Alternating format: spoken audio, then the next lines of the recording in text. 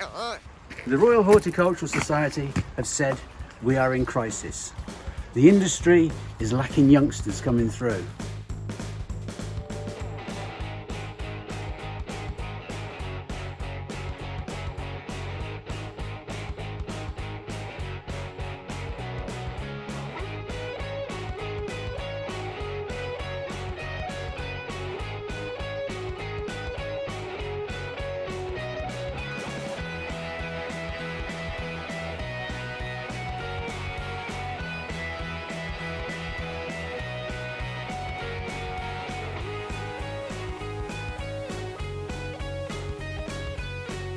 This is Eggleston Hall Gardens, and over the next 12 months we're going to take you on a journey of what it's like to run a nursery garden.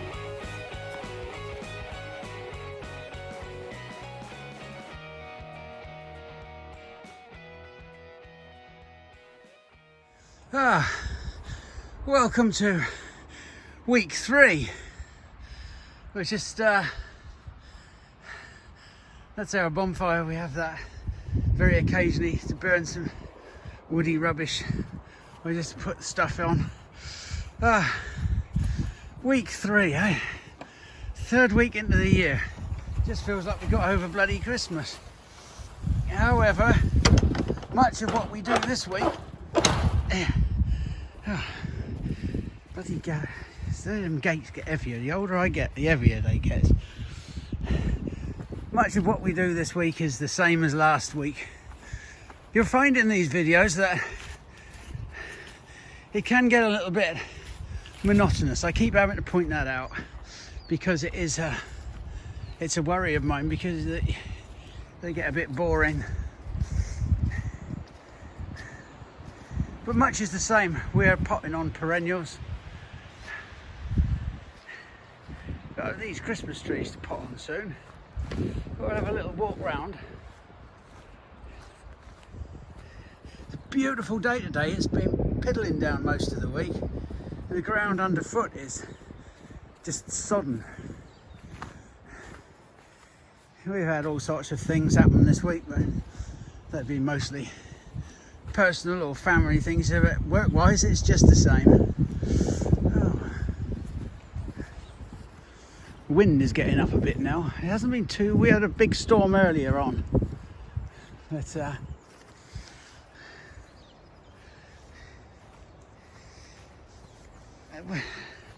we're getting on with shrubs now.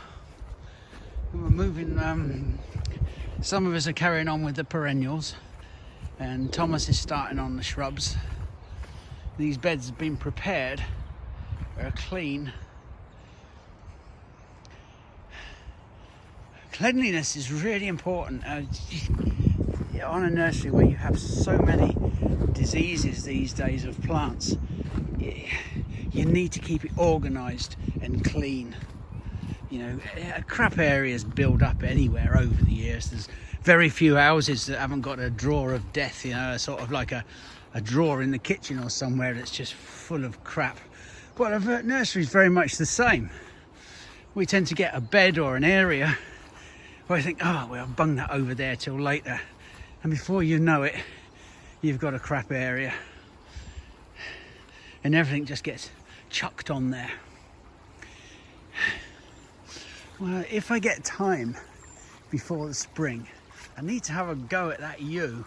You can see how it's spread open. Some years ago, we wired it. You might be able to just pick out the wire about halfway up, but it's going to either want wiring again. It's going to be very powerful. It's not. Yew is a very, very strong wood. It's not for. That's the reason that they used it, English yew, for making longbows many years ago. Is the strength and the power of the wood. So they're very hard to bundle up. You put a wire around them and you need about 4 people on the end trying to pull the bugger. So I might just cut it back in half and then try and bundle up the top that's left. And that's if we get time this year, because it's moving on. As I said, it's week 3, and before you know it, The roses will be here about week 8, and there's about 1,000 of them to sort out. And the week after we have an order of perennials. The perennials I've sold out of or haven't got plants of, or some nice new ones, or just fresh stock. It's sometimes good to get fresh stock in from another supplier, and we deal with David Howard over in Norfolk. Have done for years. Sadly he died this year, but his daughter Christine's carrying on, so that's good news.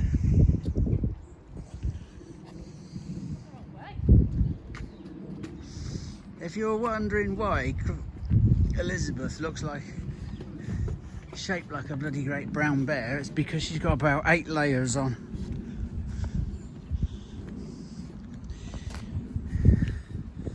And the perennial work is carrying on, and the beds are getting filled up.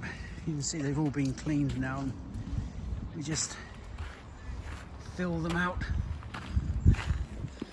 and gradually, bit by bit, they will fill up,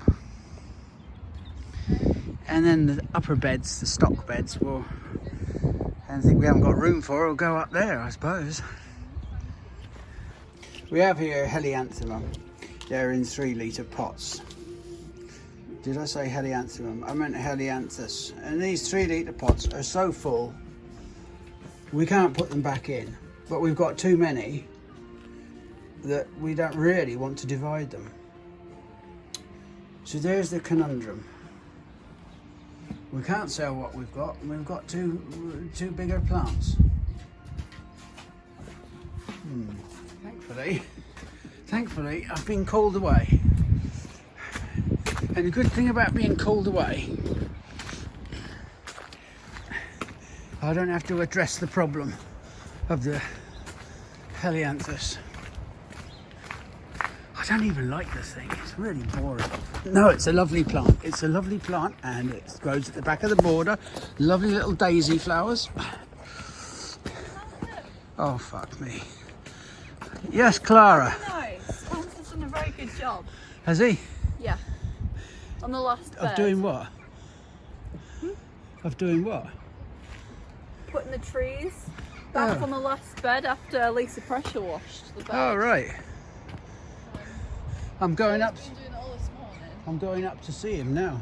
Okay. Oh, there's customers over there. Have fun. I'll get the Oh, bells. there's lots of customers. Sorry, I'll I get need the to bells. go. Will you get them? Because I don't like them very much.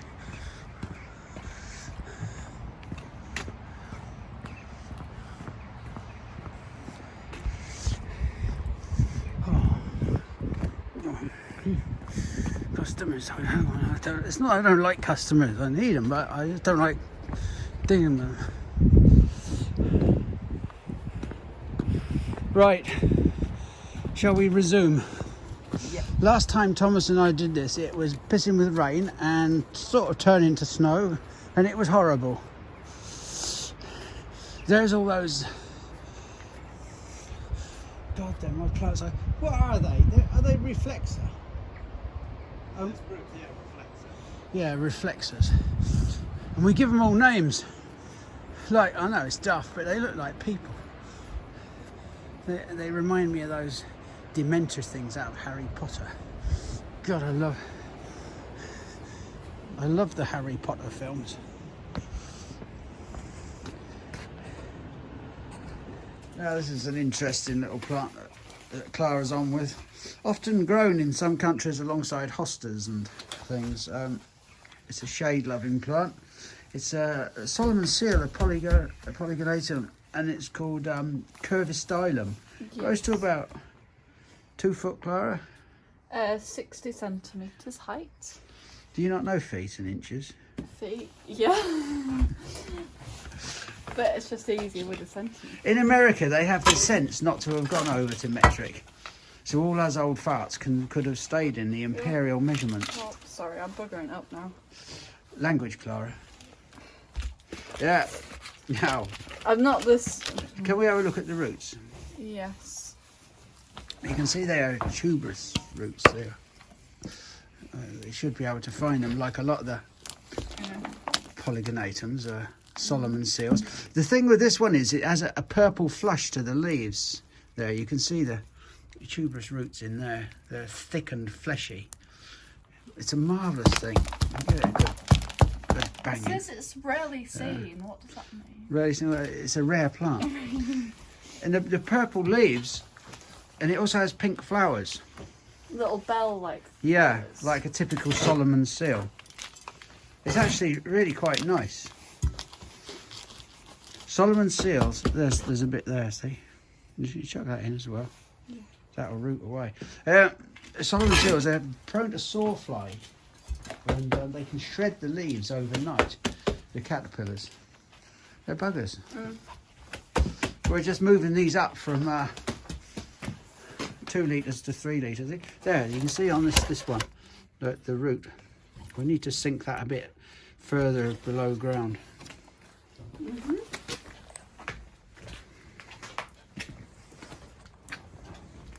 I'm going to warm my bottom. Oh, that's... Where my gloves are. Your gloves are not up my bottom. Oh, I see. Yes, very good.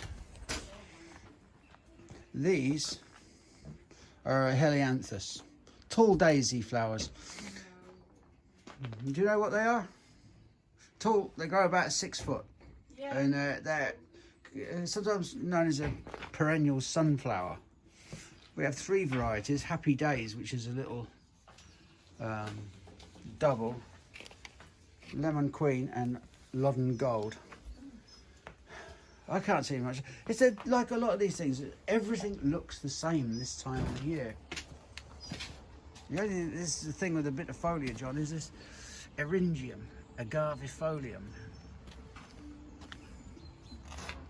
Spiky bastard. It's actually quite nice. It's a very architectural plant. I wouldn't want it in my garden, but certain people like that sort of thing. Comes up in like a big thistle head. We have to work through these perennials. There's so many to do. This is just the tip of the iceberg here. Thomas has been condemned to the glass house because there's not enough room in there. In the potting shed. Nothing much to say about him, just doing shrubs.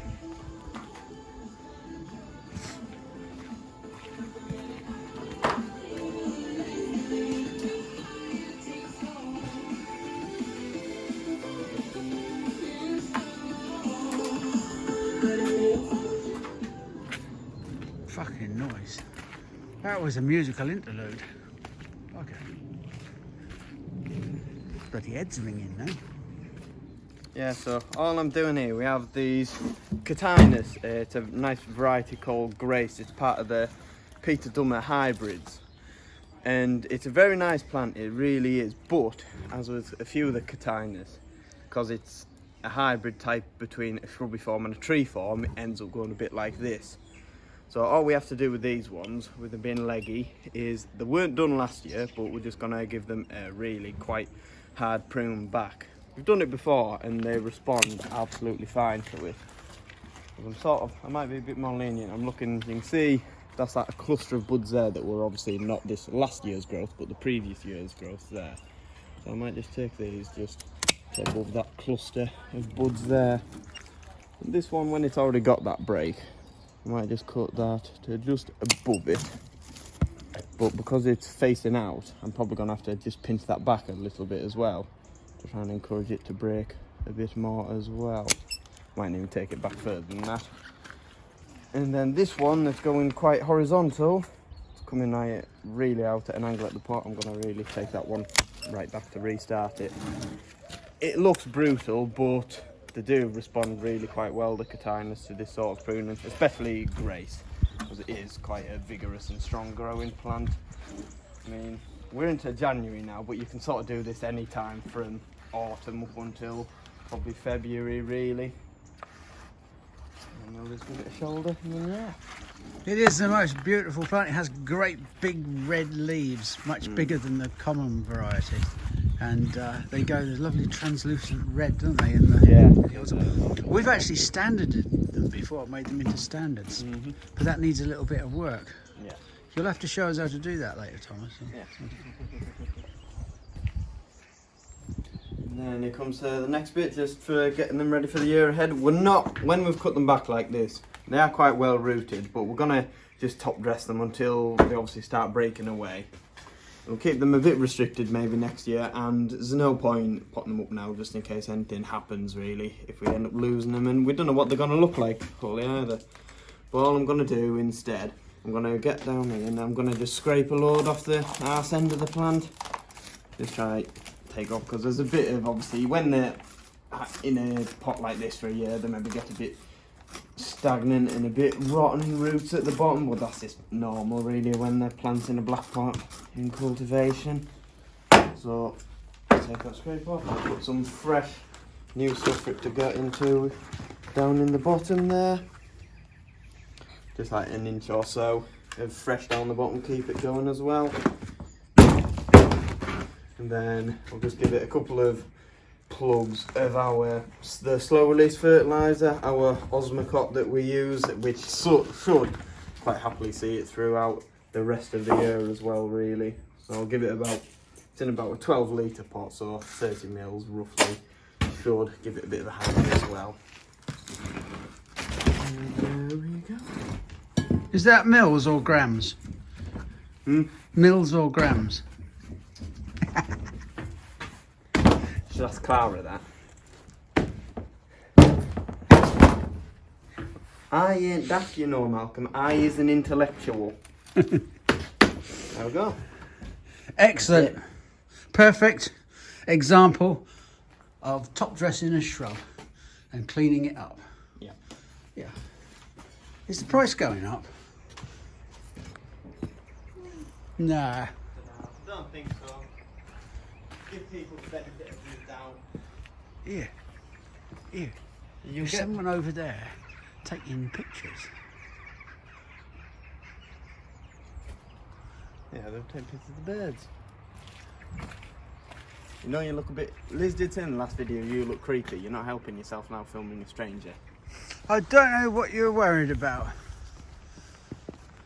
On a scale of 1 to 10, how much do you like cotoneasters? -4. Bloody horrible things. They're not, Thomas. They're right. They have a purpose. Some of them look nice and buried in the winter. I reckon you don't like doing them because they're a little bit awkward. A little bit. You try blooming potting them. You can't get your fingers round them. Nah. Don't start.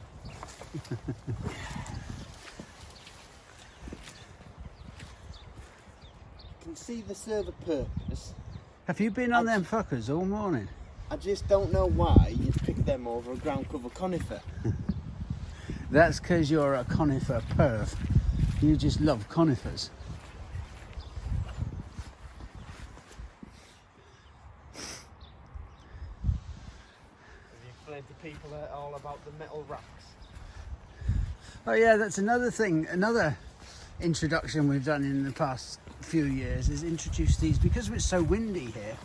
We're starting to use these metal racks. I mean, this is way above sea level. You know, it's quite high here. It's the high Pennines, and the wind hustles up the Khyber Pass there. Not Thomas, up over those hills. And people think having a walled garden is it must be fantastic and protected, close to the wall or on the wall, yeah, and at the base of the wall. But there's certain areas of the wall where the wind hits it and turns over and vortexes, and it can be quite a problem. But the south-facing wall, yeah, it's fantastic. But I'm not sure about the other one. But it adds to the atmosphere. But these racks, they really help us, and we can get them in the 3 litre and the 5 litre and the 10 litre size. And there was a time we would spend, you'd come in on a morning and you'd spend 2 or 3 people would spend all morning standing up plants, and then the next morning you'd have to stand the bastards all up again. Do you remember that, Thomas? Yeah. Bloody soul destroying. You know, you could get wind for like, you know, 2 weeks non-stop. Oh, it's very frustrating. Of course, in the summer when you got leaves on things, I'll stop bitching on now. I'm like a bloody old granny. Now, I've had the great idea of doing Christmas trees in pots, so people can plant them in the garden. They can have a tree in the garden, and yeah, I thought it'd be great. I haven't sold very many though, and Christmas is gone now, so frankly, it's a bit of a failure. Not that we advertise them, but there you are. But anyway, I'm thinking if we get them on, it was a question of whether we bung them out half price or we pot them up into bigger pots and really go for it and make them really good specimens next year or 2 years time. So I think we've decided to go for it and put them into 35. You see, there's a cost with everything. You have to cost the labour of doing it. It's going to take 2 people, well, best part of a day and a half to do them. It's going to use up, I don't know, you're going up 15 litres. It's going to be a bag of compost for every 2.5 to 3 trees. So there's another, you know, you're looking at a new pot, of course. So you're looking at probably £6 or £7 in labour and materials on each tree. Now, is that worth it? Sometimes I've made some really good decisions and it's been very profitable. Other times, well, it's been like bollocks up and it cost me a fortune. And you always say you learn. And then I try again the next year because it irritates me that it didn't work and it fails again. And it's even more annoying.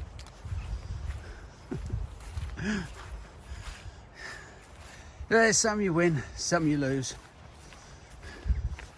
Some you just have to put it down to experience, I suppose.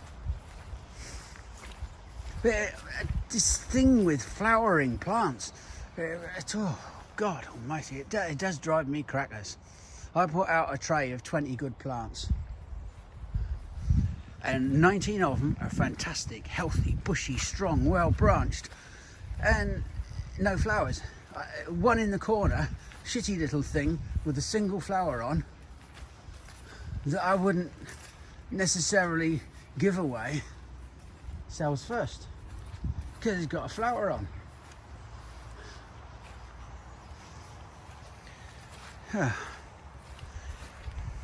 Last week we filmed these bulbs. There's not much difference to them.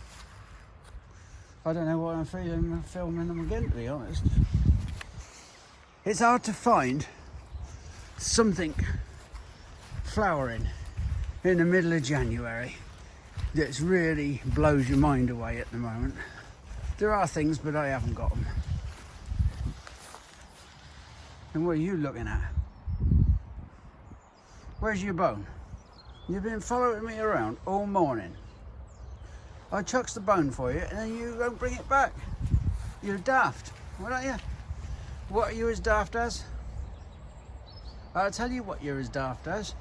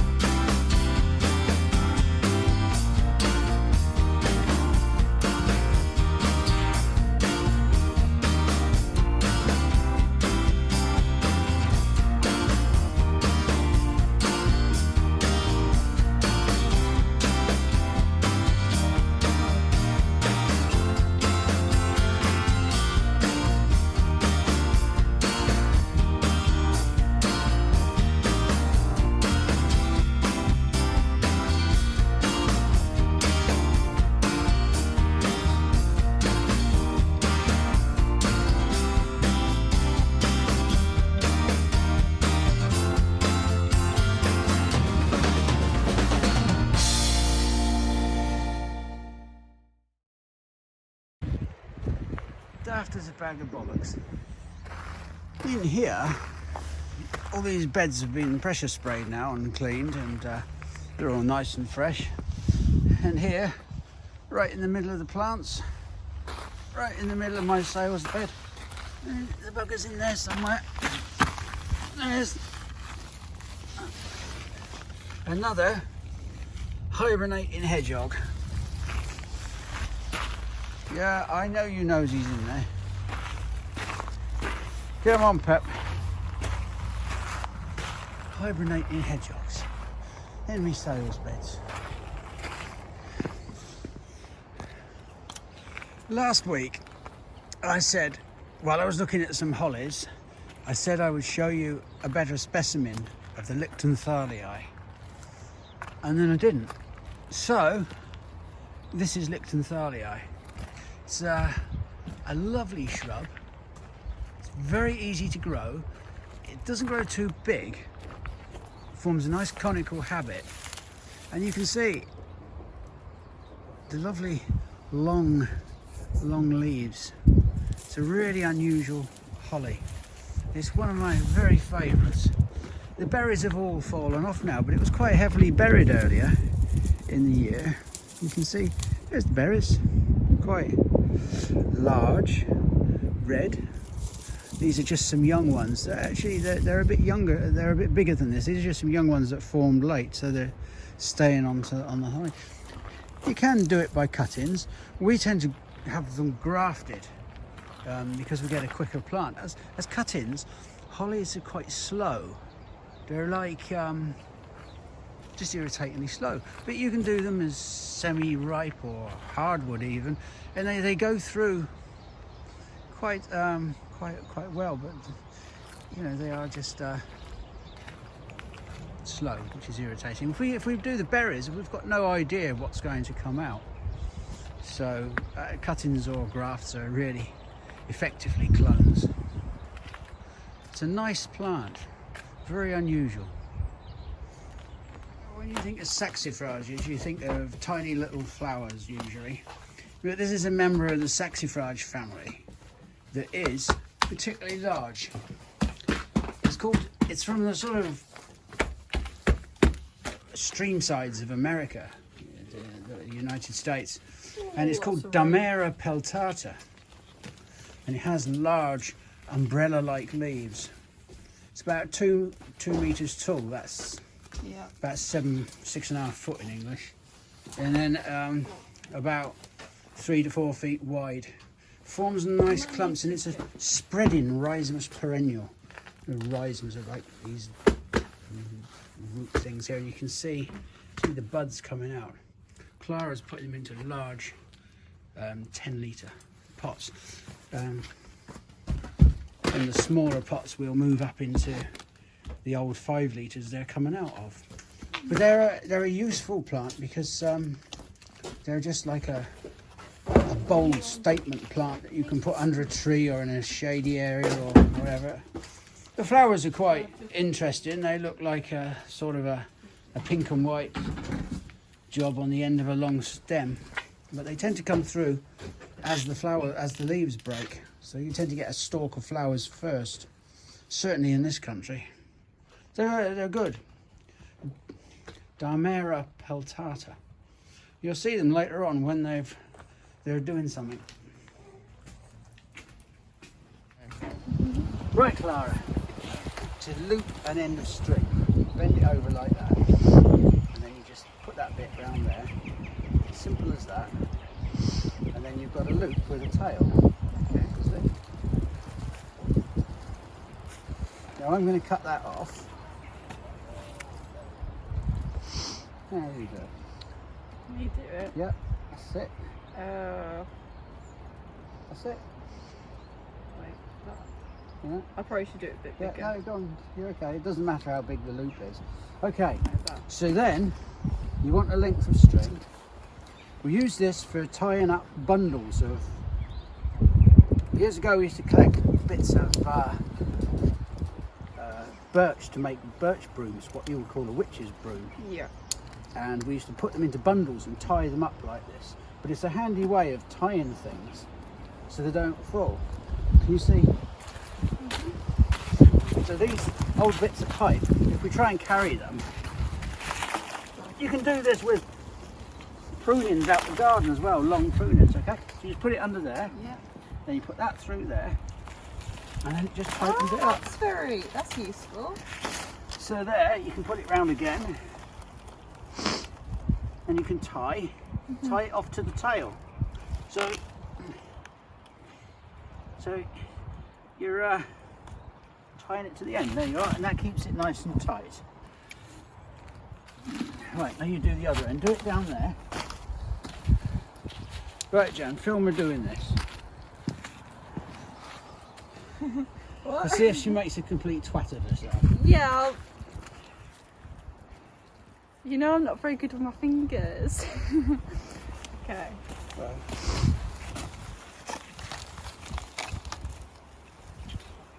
That's just an old bit there, just chuck that away.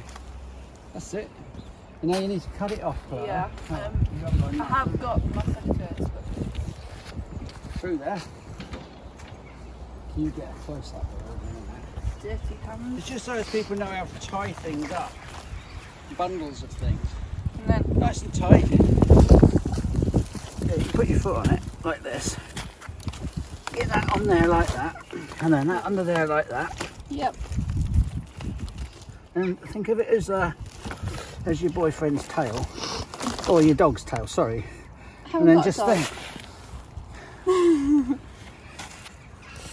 I got two lovely cats.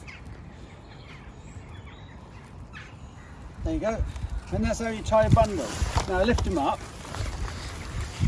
And you see, Don't want to fall off. well, they won't, because they're nicely held now. I'm And sometimes carrying them wrong. if you leave her, sometimes you can tie them together and you've got a handle. But in this case, we don't need it. Yep. That's it, we're all done. Yeah, good. Thank you, Joe. Really see.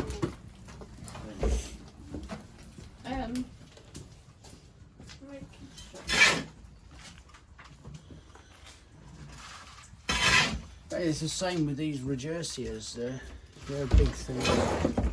Do you know, Clara, you'll find that the first year, well, you've been here 2 years nearly now, but the first couple of years will go quite slowly. And then they just build up speed. So you know what you do. And then, like Helen, before you know it, in the snap of a finger, you've been here 20 years. I'll come babies, Lord. Oh, shut up. Shut up. I'll be Fucking bringing babies. to you. I hate babies. Oh, don't bring them to me. I don't You're want the gonna bloody be the things. garden grandpa. Bugger off. You've been through everything, haven't you, Very Helen? good though. See, now, Helen, see, when we got foot and mouth, when it was closed up, she was there then, weren't you? Yeah. Went through the foot and mouth. We had a foot and mouth outbreak. Yeah, I know. And then- I know. And then the glass houses collapsed. We lost 2 bloody great big glass houses. Really? Yep, and she went through that with us. And then polytunnels all got crushed. Yeah. And she went through that with us. And we've had all sorts of problems. When Gordon retired, we had a few problems for years after that. And she's been here all the time, right by our side. You're right. She's a fucking jinx. Oh, I'll be like Malcolm one day.